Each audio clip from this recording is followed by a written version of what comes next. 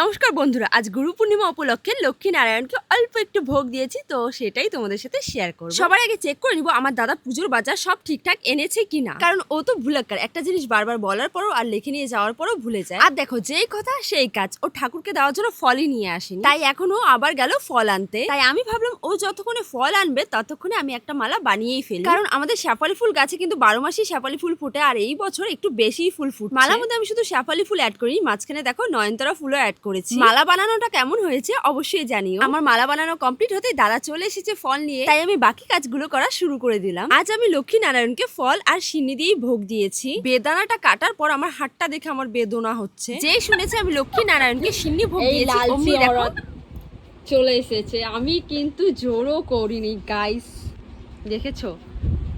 আমি শুধু বললাম যে আমি বাড়িতে পুজো করছি, এইটা শুনে চলে এসেছে। কি লুভি তাহলে তুই! আমি ছি খাইতে আসছি প্রসাদ প্রসাদ ছি প্রসাদ ছি কিছু ছি না ছি করা যায়, তাও আবার গোলা প্রসাদ আমার ফেভারিট, এই জন্য দৌড়ে দৌড়ে এই ছি, লজ্জা লাগা দরকার। এটা তো লজ্জার কি আছে? তুই ডাকছিস এর জন্য লালছি, আমি ডাকছি একবারও? আমি বলছি আমি বাড়িতে পূজা করছি, তো তুই ডাকা পার না, তোকে ডাকছি আমি আমি? এসে পড়ছি প্রসাদ খাই। ছি, দে দে দে প্রসাদ দে।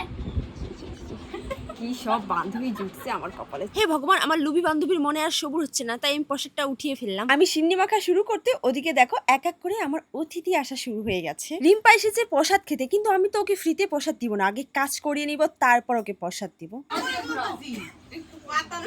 সবাই এখানে দর্শক হয়ে বসে আছে।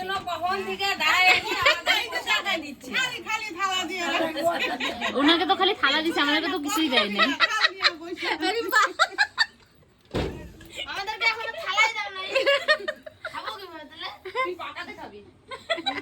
এখানে ঢালা ঢাইলা দে, ঢালা প্রসাদ ঢাইলা দে, সবাই নিয়ে নিয়ে। সবাই কিন্তু অনেকক্ষণ থেকে বসেছিল, তাই কেউ আর সবুর মানতে পারছিল না, তাই আমি ঝটাফট সিন্নিটা মেখে ফেললাম। তারপর মা আর রিম্পা মিলে সবাইকে প্রসাদ দিল। আচ্ছা সবাই বলো প্রসাদটা কেমন হয়েছে, সত্যি সত্যি বলো।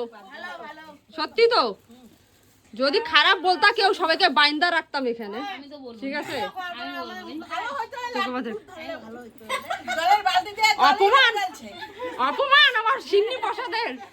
সবাই প্রসাদ খেলো, তারপর আমি উপোস ভাঙলাম, কিন্তু আমি সিন্নি বানিয়ে আমি বেশি আর খেতে পেলাম না, কারণ এইবার কেন জানি না সারাদিন উপোস থাকাতে পেটটা খুবই ব্যথা করছিল, আর সিন্নিটা খাওয়াতে আরো বেশি ব্যথা শুরু হয়ে গেছিল।